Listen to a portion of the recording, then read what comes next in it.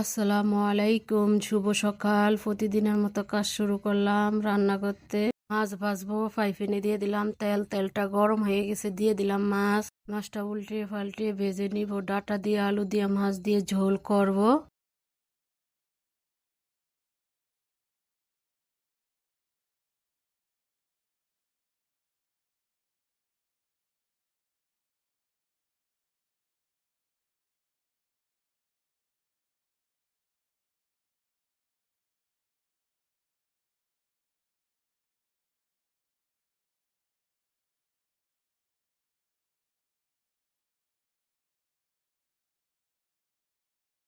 মাছটা ভাজা হয়ে গেছে, তুলে নিলাম।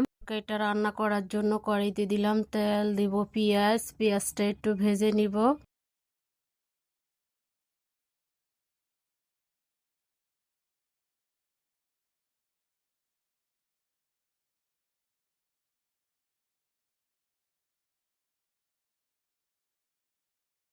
পেঁয়াজটা ভাজা হয়ে গেছে, জিরা বাটা, লবণ, হলুদের গুঁড়া, মরিচের গুঁড়া, কাঁচা মরিচ দিয়ে মশলাটা ভালোভাবে কষিয়ে নিব একটু পানি দিয়ে।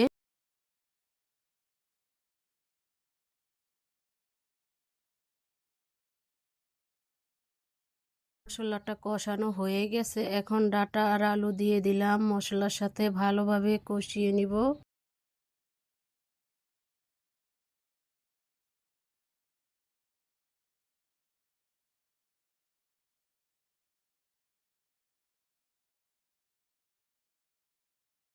একটু পানি দিয়ে দিলাম, দিয়ে কষিয়ে নিব ঢাকনা দিয়ে ঢেকে। কিছুক্ষণ পরে ঢাকনা উল্টে একটু নেড়ে দিব। আলু আর ডাঁটা কষানো হয়ে গেছে, এখন পানি দিয়ে দিব। পানি দিয়ে ভালো করে রান্না করে নিব ঢাকনা দিয়ে ঢেকে।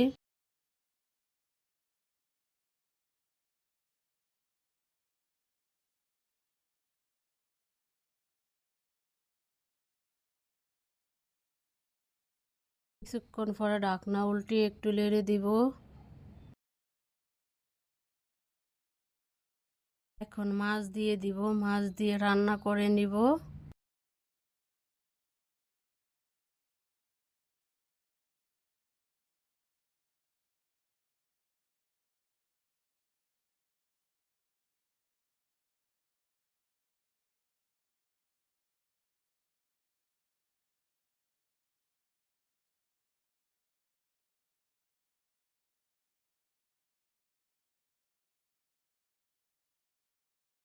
ডাঁটা দিয়ে আলু দিয়ে ইলিশ মাছ দিয়ে তরকারিটা রান্না করা হয়ে গেছে, এখন তুলে নিব।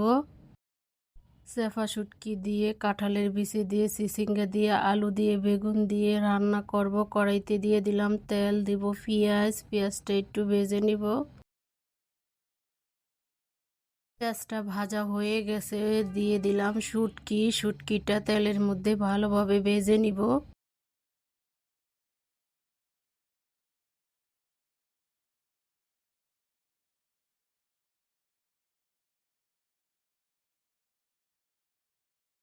শুটকিটা ভাজা হয়ে গেছে, দিয়ে দিলাম রসুন বাটা, লবণ, হলুদের গুঁড়া, মরিচ বাটা দিয়ে দিলাম। একটু পানি দিয়ে কাঁচা মরিচ দিয়ে মশলাটা ভালোভাবে কষিয়ে নিব।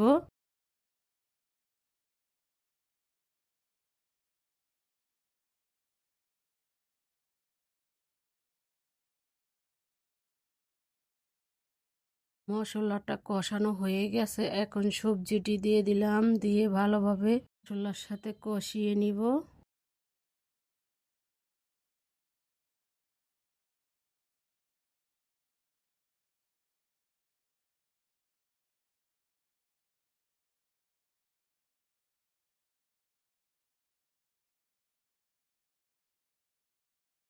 ঢাকনা দিয়ে রেখে দিব, কিছুক্ষণ পরে ঢাকনা উল্টে একটু নেড়ে দিব।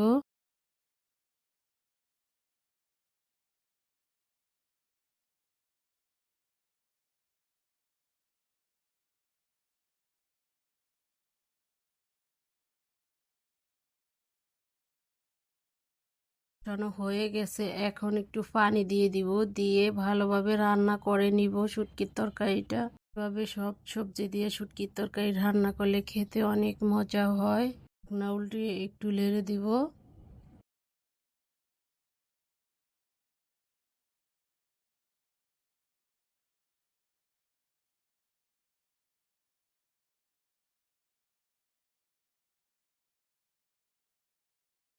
ফাইনালি শুটকির তরকারিটা হয়ে গেছে, এখন তুলে নিলাম। মাছ চচ্চড়ি করব। মাছটা আগে ভাপ দিয়ে লবণ দিয়ে ভালো করে ভাপ দেওয়া হয়ে গেলে নামিয়ে রাখবো, তারপরে রান্না করব মাছটা। মাছটা ভাপ দেওয়া হয়ে গেছে, কাঠও বেছে নিয়েছি। এখন রান্না করার জন্য ফ্রাই প্যানে দিয়ে দিলাম তেল, দিব পেঁয়াজটা একটু ভেজে নিব।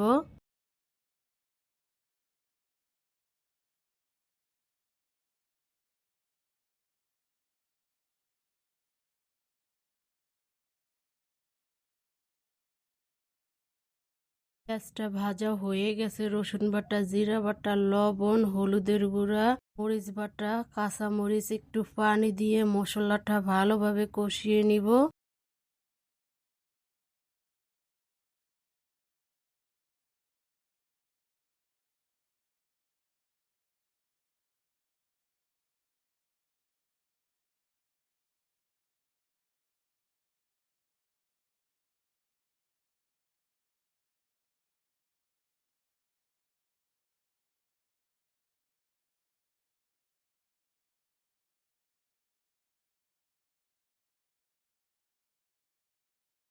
মশলাটা কষানো হয়ে গেছে, এখন মাছ দিয়ে দিলাম, দিয়ে মশলার সাথে ভালোভাবে কষিয়ে নিব।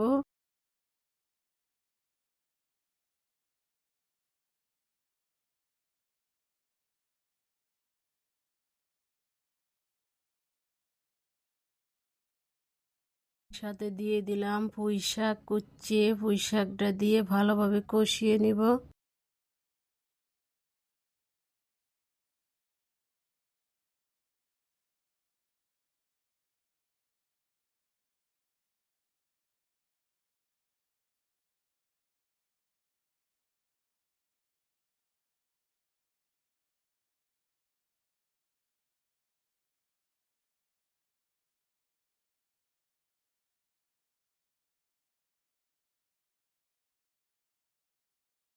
ঢাকনা দিয়ে রেখে দিলাম, কিছুক্ষণ পরে ঢাকনা উল্টে একটু নেড়ে দিব।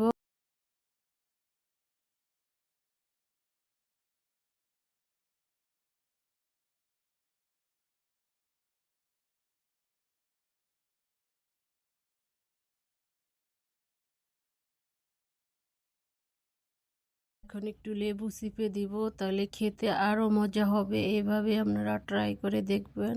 এভাবে মাছটা খেতে অনেক মজা হয়। লেবুর পাতা হলে তো আরো ভালো হতো, তো লেবুর পাতা তো আর নেই, এজন্য লেবু দিয়ে দিলাম, লেবুর রসটা চিপে দিয়ে দিছি।